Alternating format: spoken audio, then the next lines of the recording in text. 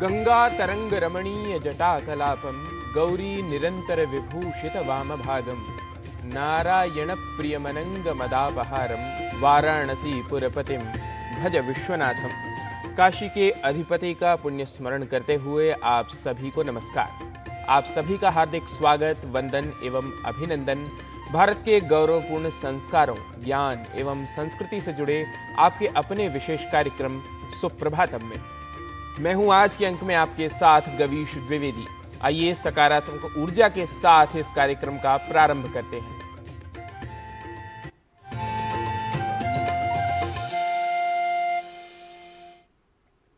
दिन का प्रारंभ करते हुए आइए सबसे पहले पंचांग प्रभाग के माध्यम से जान लेते हैं आज क्या है तिथिवार एवं नक्षत्र। आज का पंचांग युगाब्द 5127, विक्रम संवत 2082, शक संवत 1947, दक्षिणायन, भाद्रपद मास, कृष्ण पक्ष, द्वादशी तिथि, बुधवार, पुनर्वसु नक्षत्र। आज का दिन सभी के लिए मंगलमय हो।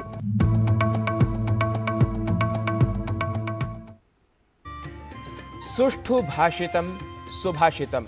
सुप्रभातम के अग्रिम प्रभाग सुभाषित की ओर बढ़ते हैं। सुभाषित का अर्थ होता है अच्छे व सच्चे एवं प्रेरक वचन। यह हमारे जीवन को गति प्रदान करते हैं। क्या शिक्षा दे रहा है आज का सुभाषित, आइए सुन लेते हैं एवं हिंदी एवं अंग्रेजी भावानुवाद के माध्यम से इसके भाव को भी समझ लेते हैं। एकः शत्रुर्न द्वितीयोऽस्ति शत्रुरज्ञानतुल्यः पुरुषस्य राजन् येनावृतः कुरुते संप्रयुक्तो घोराणि कर्माणि सुदारुणानि।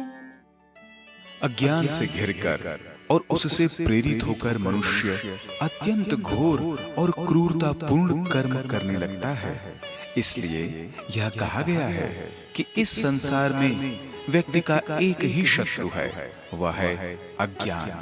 उसके समान दूसरा कोई शत्रु नहीं। Surrounded by ignorance and inspired by it, man starts committing extremely grave and cruel acts. That is why it is said that a person has only one enemy in this world, that is ignorance. There is no other enemy like it.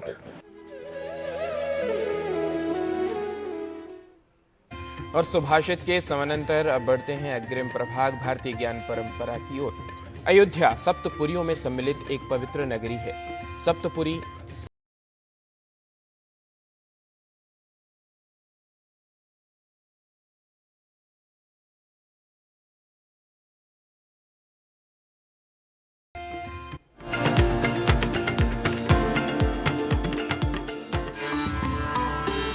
धर्म, अर्थ, काम और मोक्ष ये पुरुषार्थ चतुष्टय भारतीय आध्यात्मिक प्रगति पथ के लिए साधनभूत कहे गए हैं। अर्थात शारीरिक इंद्रियों का परमात्मा से संबंध रखने के बीच के संतुलित दृष्टिकोण को ही पुरुषार्थ का सही स्वरूप कहा गया है।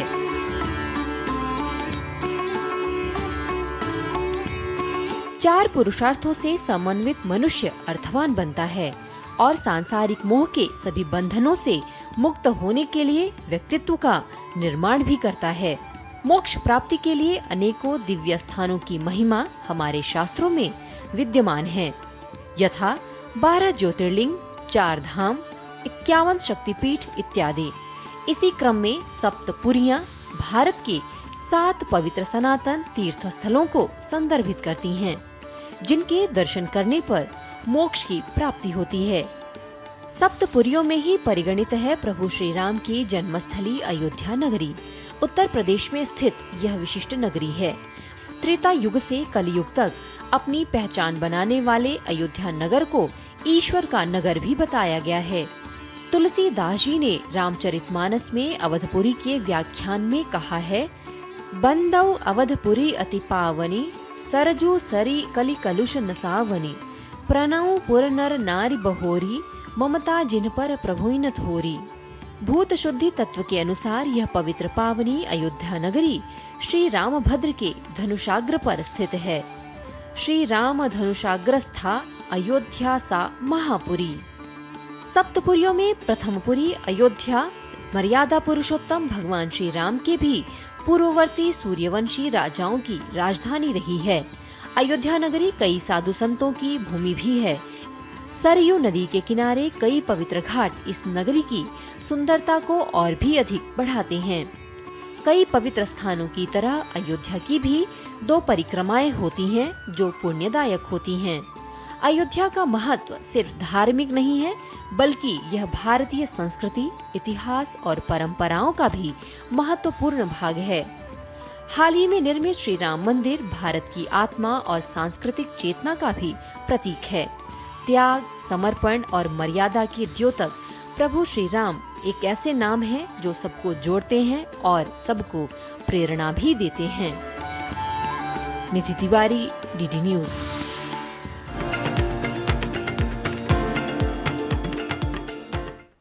भारतीय ज्ञान परंपरा के बाद अब कार्यक्रम में बात स्वास्थ्य की। गुर्दा रोग या किडनी डिजीज एक गंभीर अवस्था है जिसका इलाज यदि समय रहते न किया जाए तो व्यक्ति के जीवन के लिए खतरा हो सकता है। आइए समझते हैं कि गुर्दे की बीमारी के खतरे को कम कैसे किया जा सकता है और गुर्दों को स्वस्थ कैसे रखा जा सकता है।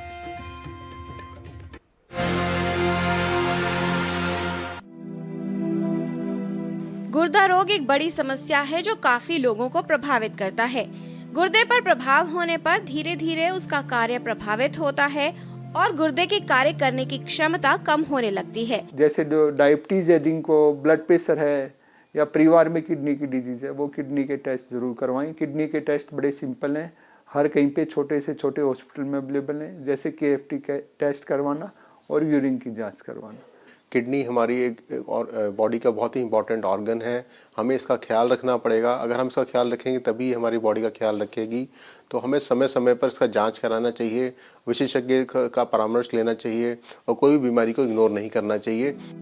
कई ऐसे कारक हैं जो गुर्दे को प्रभावित करते हैं और गुर्दा रोग का कारण बनते हैं। व्यक्ति के गुर्दे प्रभावित होने पर शुरुआती दौर में कुछ खास लक्षण नहीं आते, लेकिन धीरे धीरे समय के साथ रोग बढ़ता है और व्यक्ति में लक्षण नजर आने लगते हैं। जब बीमारी बढ़ जाती है उस टाइम पे सिम्टम आने शुरू हो जाते हैं, जैसे पैरों में सूजन आ जाना, ब्लड प्रेशर का कंट्रोल नहीं होना, या हमेशा भूख कम लगना है, या उल्टी आने का मन करना, या शरीर में सूजन आ जाना, या कंसंट्रेशन नहीं लगना, या खून नहीं बनना। ये मुख्य लक्षण है किडनी फेलियर के। अपने रक्तचाप को नियंत्रित रखें, खाने में नमक की मात्रा को सीमित रखें। आवश्यक है कि ये जानकारी हो कि अपने गुर्दों को स्वस्थ कैसे रखा जा सकता है।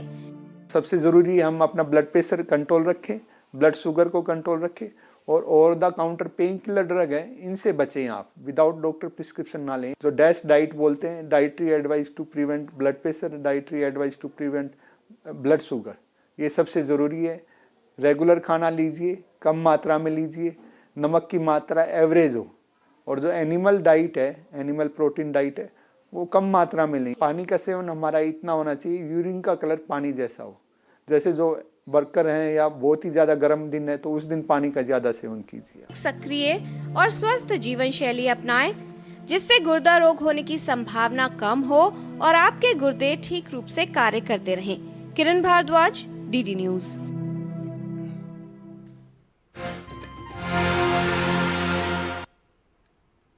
और इसी के साथ सुप्रभातम कार्यक्रम में समय हो चला है एक अल्प विराम का। आप कहीं न जाइए, देखते रहिए डीडी न्यूज, जल्द लौटेंगे।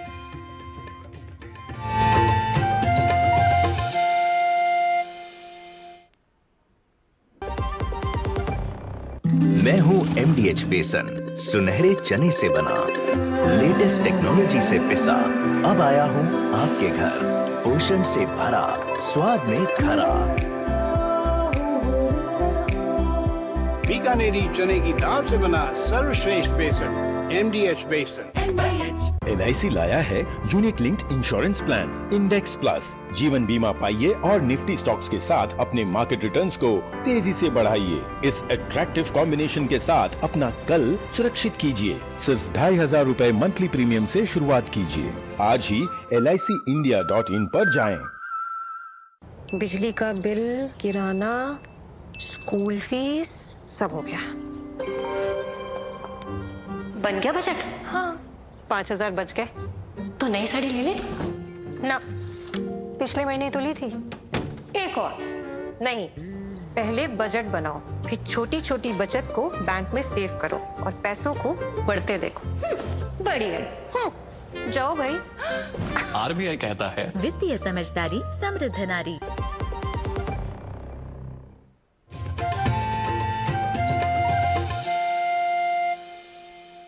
पुनरपि स्वागतम। विराम से पूर्व आधुनिक चिकित्सा पद्धति के अनुरूप गुर्दा रोग को ठीक करने के विषय में हमने जानकारी प्राप्त की थी। इसी क्रम में योग भी इस समस्या के निदान के लिए सहायक हो सकता है। आइए योग प्रभाग में देखते हैं गुर्दों को स्वस्थ रखने के लिए उपयोगी कुछ योगासनों को। आज जानते हैं कुछ आसनास क्रोनिक किडनी डिजीज मैनेज करने के लिए। पहला, मंडूकासन। आप नीलिंग पोस्चर में आ जाइए। फिर यहाँ से आपका नीस एक साथ में, टोज टच करना है आपको और आपके हील्स को दूर करके उसके बीच में बैठ जाना है, वज्रासन में बैठ। फिर यहाँ से आपके हाथों की मुट्ठी बनानी है और एक साथ कुछ इस तरह से रखना है आपके नाभि के पास। ओके, फिर सांस लेते हुए जोर से सांस लेंगे, फिर सांस छोड़ते हुए एक्सहेल करते हुए आगे फोल्ड फॉरवर्ड करेंगे।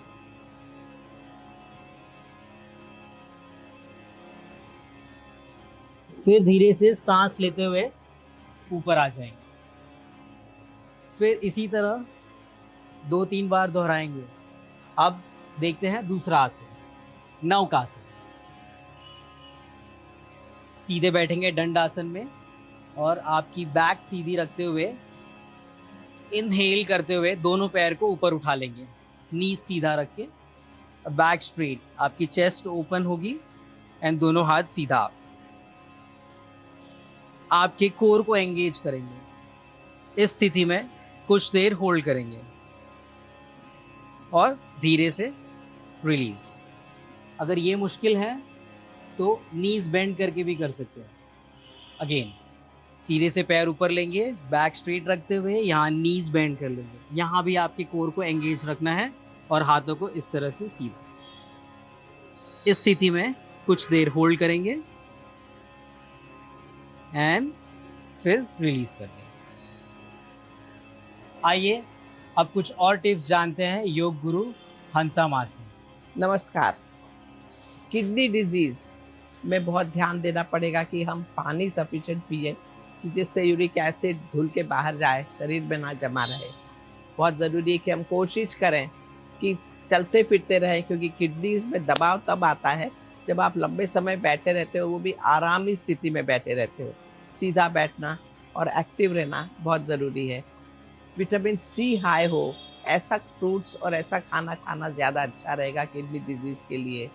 प्रोटीन बहुत लो होना चाहिए, हाई प्रोटीन डाइट अवॉइड करें। आजकल किडनी डिजीज़ का प्रॉब्लम बढ़ रहा है क्योंकि एक फैशन हो गई हर चीज़ में प्रोटीन लेना। नॉन वेजिटेरियन तो बिल्कुल नहीं हो, मीट, फिश, एग, क्योंकि वहाँ प्रोटीन हाई होता ही है। कोशिश करें कि वेजिटेरियन फूड में भी स्प्राउट्स, कुक्ड एंड ईचन बहुत अच्छा रहेगा। स्प्राउट, उगाई हुई चीज़ें। तो ये छोटी छोटी बातें हैं, मगर ध्यान देना ज़रूरी है। गर्म पानी की थैली कमर पर रखना ज़रूरी है और एक्टिव रहें, सर्कुलेशन बढ़ाएं तो फ़ायदा हो जाएगा। नमस्कार। तो योग के साथ साथ अब बात आयुर्वेद की। भूख न लगना एक सामान्य समस्या है जिसके कई कारण हो सकते हैं, जैसे पाचन तंत्र की समस्याएं या अन्य।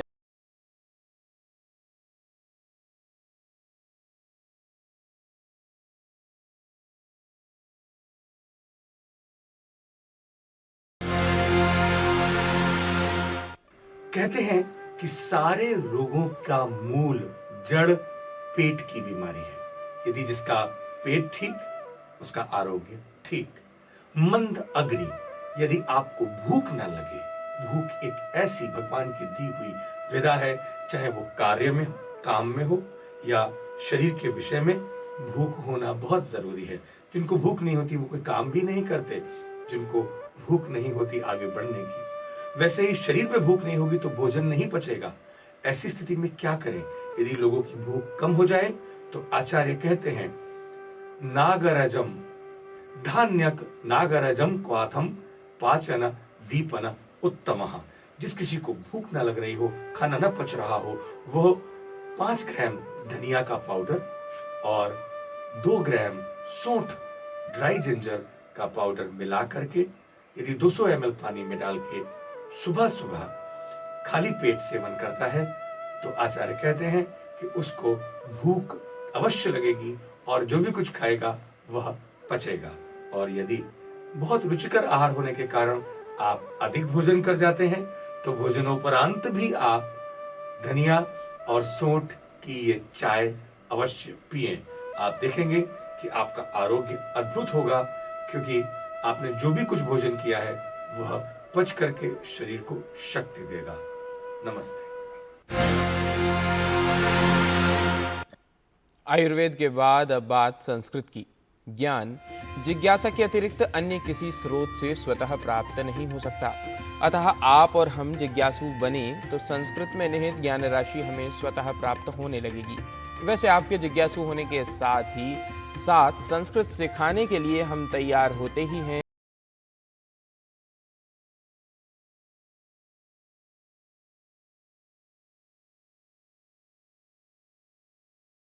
और जागरूक करने के लिए तैयार हैं।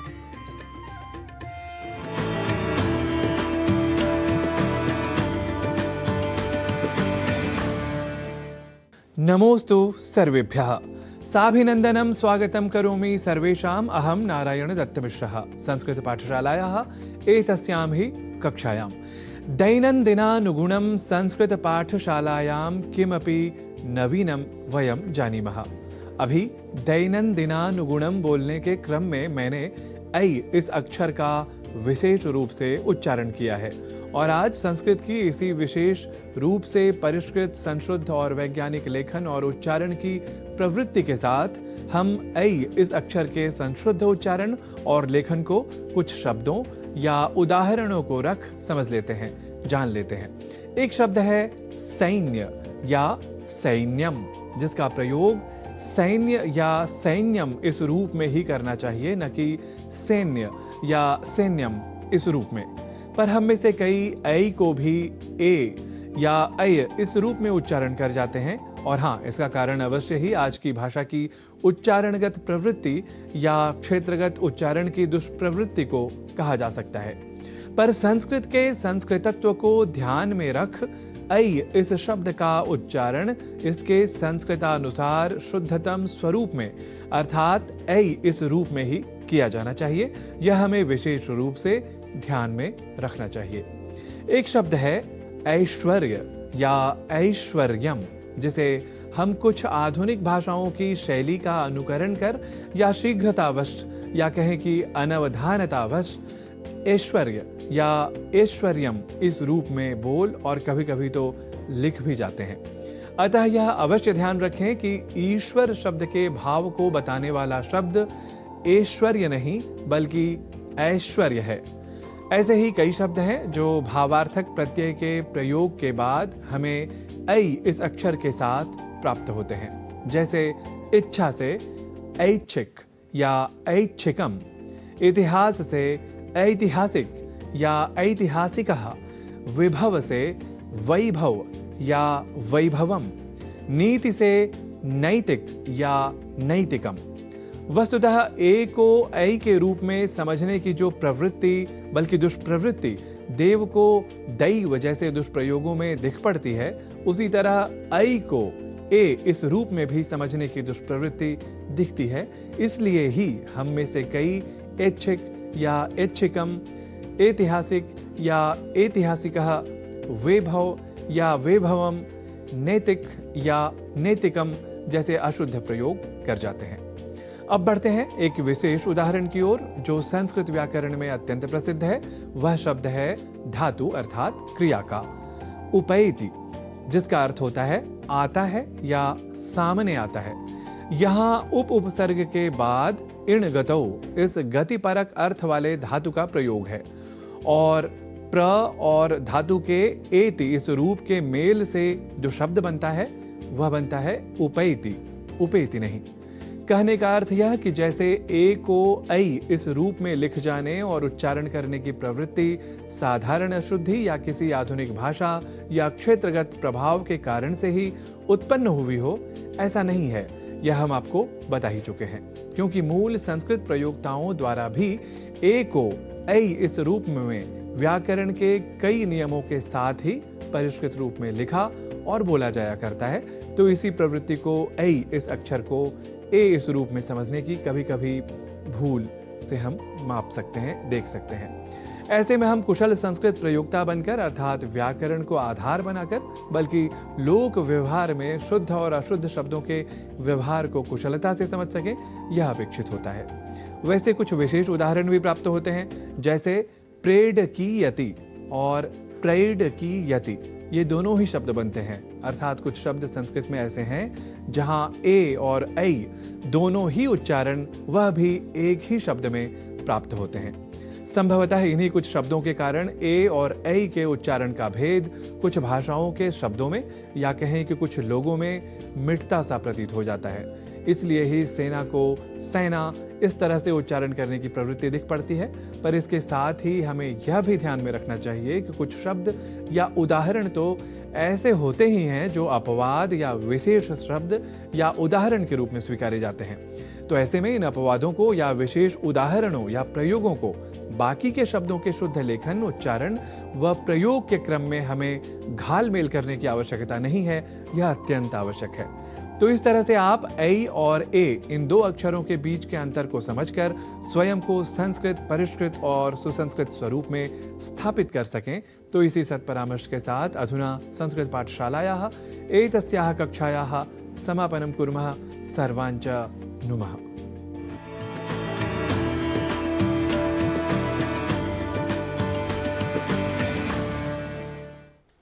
तो वर्ण विशेष ऐ के उच्चारण को विस्तार से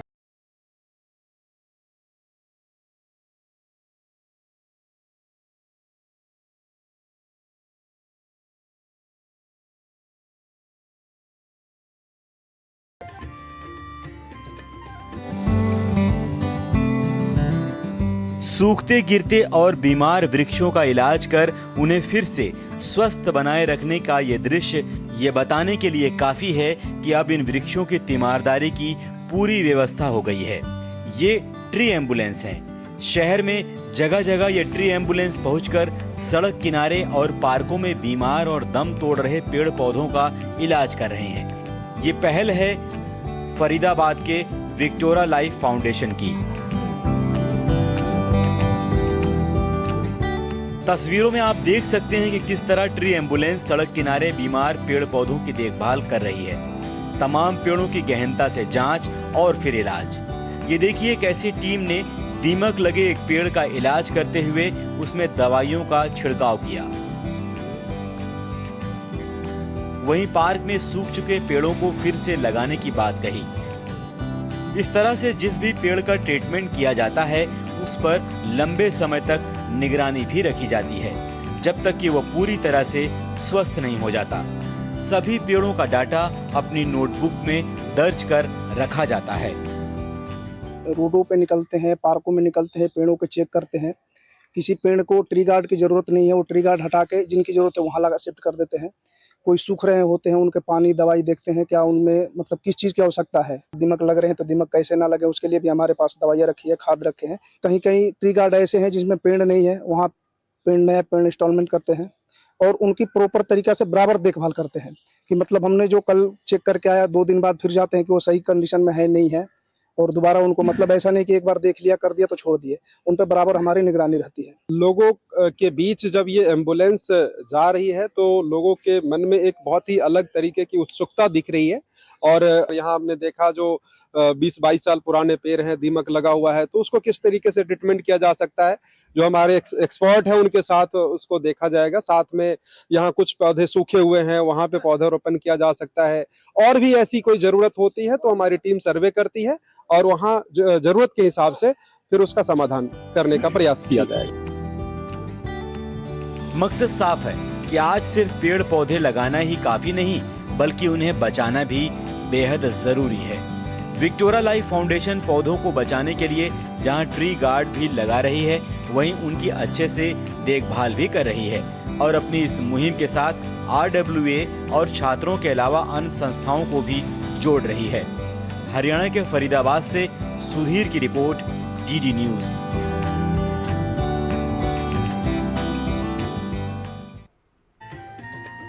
सुप्रभातम कार्यक्रम में हमारे साथ जुड़े रहने के लिए आप सभी दर्शकों का हार्दिक आभार। आशा है आज की प्रस्तुतियां आपको अच्छी एवं प्रेरक लगी।